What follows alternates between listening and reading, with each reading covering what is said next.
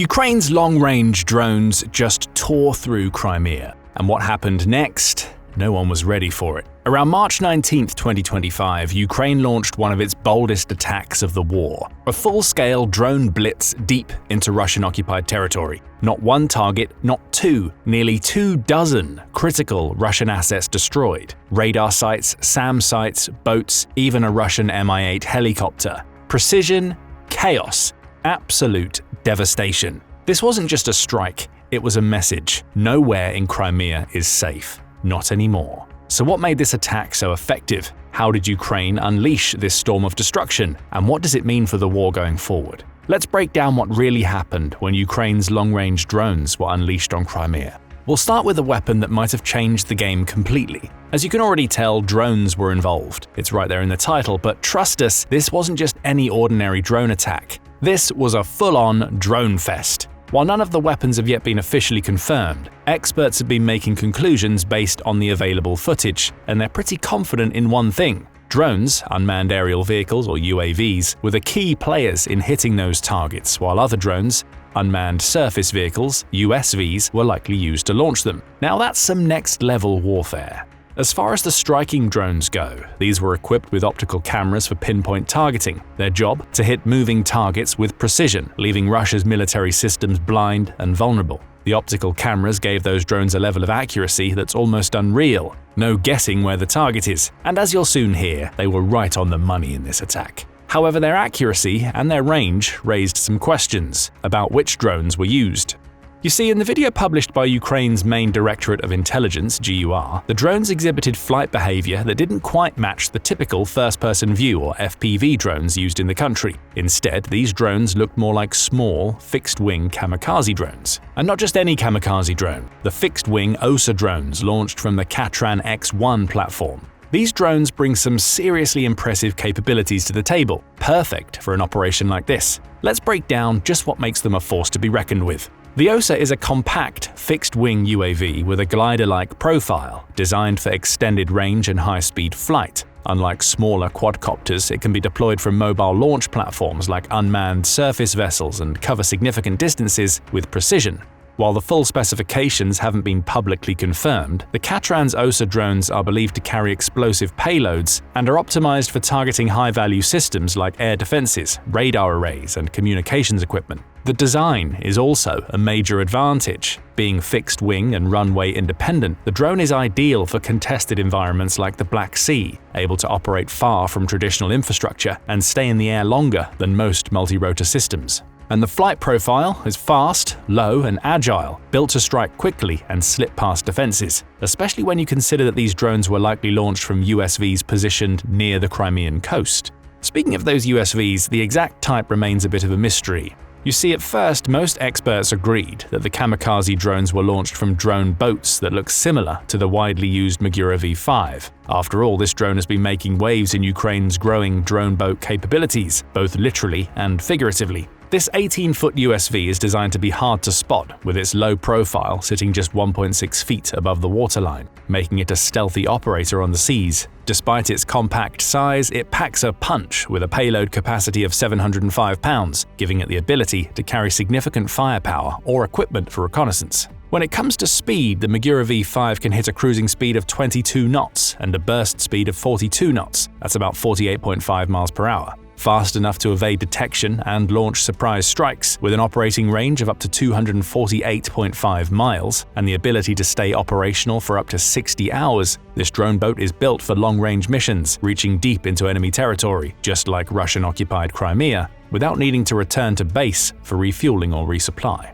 And these drone boats have undoubtedly been used in Crimea. How do we know? Well, the Russians managed to capture one of these $273,000 unmanned boats back in November 2023. It was seized intact after attempting to strike Russian ships off western Crimea. The capture, confirmed by Russian military bloggers, sparked chatter that Russia might reverse engineer the drone. The Two Majors Telegram channel ominously teased that a surprise was coming for Ukraine, hinting that Russia could turn the tables with these captured boats. This and similar incidents where Magura V5 drone boats were undeniably recognized in Crimea only fueled speculation about its use in this attack as well. But here's where things get interesting. The mere possibility of Ukraine using OSA drones for the attack led to another theory. The real launch platform was Katran X-1, a more advanced Ukrainian naval drone. This drone is so new that no official reports about its use have been released, leaving a cloud of mystery around its true capabilities. However, based on the promised capabilities, it's clear that the Katran X-1 is no ordinary naval drone.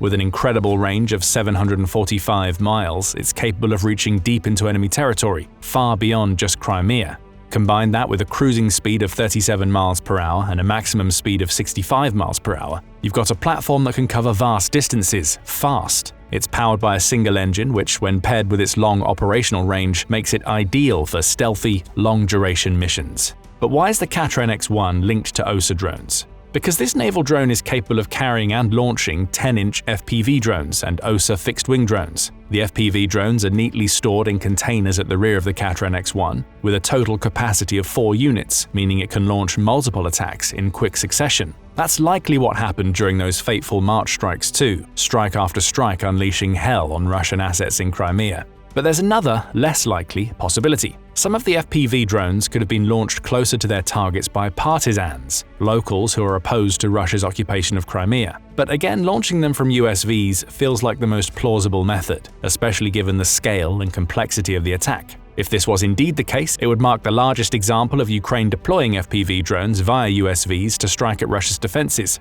Still, we don't know for sure, though the exact weapon used is something we'll probably know in the future. However, in the grand scheme of things, it's not really what matters right now. What truly counts is that these weapons hit their targets, and they hit them hard. The scale of the attack? It wasn't just a few targets, but multiple key sites being hit in a matter of minutes, an absolute onslaught. According to the GUR, these radar and air defense systems were hit during Ukraine's large-scale drone attack in Crimea. Podlet radar, Nebo-M radar, Niobium SV radar, Castor 2E2 radar, 9S19 Ginger radar, Sky SV radar, MISE radar system, 59HCE Protivnik GE radar, ST68 radar, S300VM SAM radar, S300SV SAM launcher, and Pantsir S1 SAM system. In addition, Ukraine hit 2 naval targets, the Project S4236 transport ship and Fyodor Uryupin universal tugboat, and an aerial target, an Mi-8 helicopter.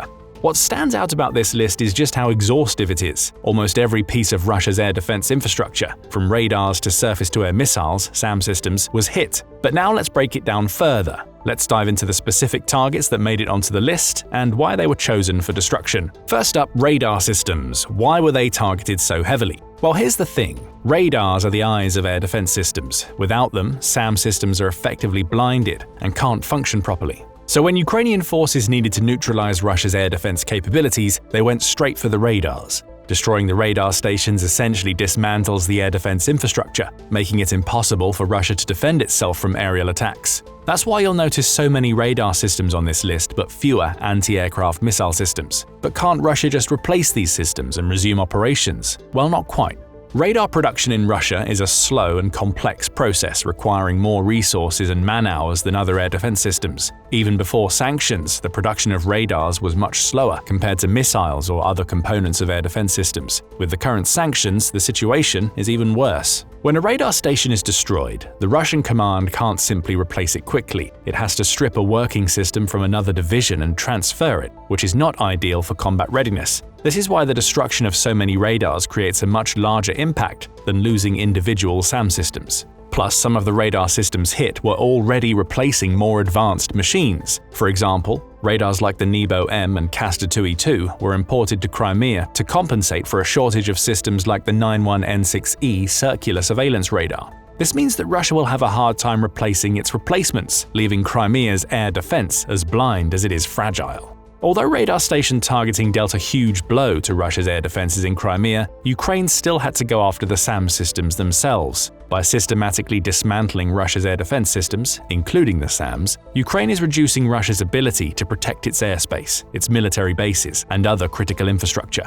Each destroyed SAM system not only takes away a major asset from Russia, but also undermines its broader air defense strategy. So it shouldn't be surprising that this large-scale drone attack was far from the only one to target Russia's SAMs. In fact, it wasn't even the first time Ukraine used a drone plus drone combo to target air defense systems. In January 2025, Ukraine used USVs to launch FPV drones at the Russian Pantsir S1 system located in the Russian-occupied southern Kherson.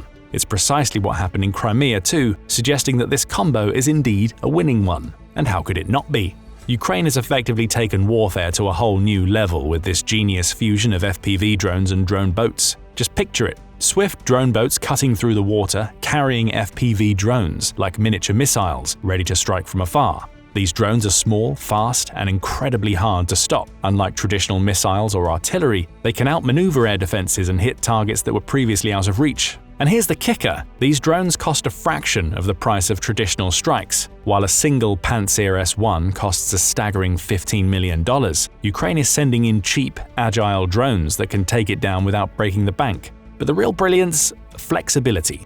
As mentioned, Ukraine's drone boats can launch multiple FPV drones, not just once, but again and again, without losing everything in the process. The drone boats can even return home or recover the launched FPV drones if they aren't destroyed. That's cost efficiency combined with strategic impact. Simply put, Ukraine is outsmarting its opponent in the Black Sea and spending significantly less money on doing so. Russia's air defense systems, once thought invulnerable, are now getting wrecked by a steady stream of fast, hard-to-detect attacks coming from inexpensive machines. So targeting these air defense systems makes perfect sense. But what about the ships and the helicopter Ukraine also targeted in the March attack? Were they just caught in the crossfire? Not a chance. Nothing Ukraine does is by accident. The attack on the Fyodor Uryupin tugboat and the Project S-4236 transport ship was a deliberate continuation of Ukraine's relentless campaign against Russia's Black Sea fleet. The Fyodor Uryupin is particularly symbolic. It was originally a Ukrainian vessel operated by the state-owned oil and gas company Chornomora Naftogaz before Russia seized it after the 2014 annexation of Crimea. However, damaging or destroying these vessels isn't just about inflicting losses, it's about sending a message, or two. It's about reclaiming dominance in the Black Sea and making Russian naval operations increasingly difficult. As for the Mi-8 helicopter, it was no random casualty either. Russian Mi-8s have been regularly deployed to hunt down Ukrainian drone boats, so Ukraine turned the tables, and again, it wasn't the first time. Before the Crimean Mi-8 met its end at the hands of the drones, others had already fallen victim to Ukraine's unconventional tactics. Back in December 2024, Ukrainian drone boats armed with repurposed R-73 air-to-air missiles successfully shot down two Mi-8s and damaged a third. These helicopters, once the hunters, had become the hunted, proving that Ukraine's asymmetric warfare strategy was evolving with every strike. The ultimate message is clear: no Russian asset is safe. And this realization has scared the Russians to death. As the GUR put it, the invaders in the temporarily occupied Crimea trembled for several days from an unprecedented rumble. The GUR added that Russian expensive air defense systems proved helpless against the well-aimed strikes of the soldiers of the air defense forces of the Ministry of Defense of Ukraine. But what exactly happened after Ukraine unleashed its drones on Crimea? The shared footage doesn't show the aftermath, but the unofficial reports emerging are pretty brutal. Ukraine's drone assault didn't just damage Russian defenses, it crippled them. Most of the targets hit were destroyed or badly damaged. All 13 radar stations, carefully placed to monitor the skies over Crimea, were reportedly wiped out. In total, Ukrainian drones cost Russia over $500 million. That's 0.34% of Russia's $145 billion military budget destroyed in a matter of minutes. But as mentioned, the real blow isn't just financial. It's the fact that Russia simply can't replace these systems quickly. Some of this equipment is so specialized, so difficult to produce under wartime conditions and sanctions, that Moscow's only option will be to strip defenses from elsewhere, leaving other regions vulnerable. However, the financial implications of these attacks are much broader. Simply put, every strike raises the cost of occupation for Russia. While the full-scale Ukrainian recapture of Crimea might not be feasible right now, making it an increasingly untenable burden for Russia is a powerful strategy in itself. Every destroyed radar, every lost SAM system, and every sunken ship means more resources, more manpower, and more money that Moscow has to pour into defending the peninsula. At some point, the Kremlin will have to ask, is Crimea worth it?